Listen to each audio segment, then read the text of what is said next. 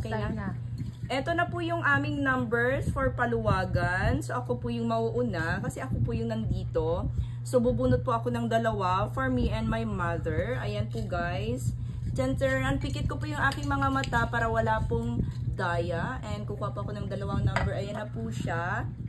Chanchararan, madam. Dalawa yung hinunot ko for me and for... Good luck. Oh my gosh! Number 12 po ako ang tagal. Number 12.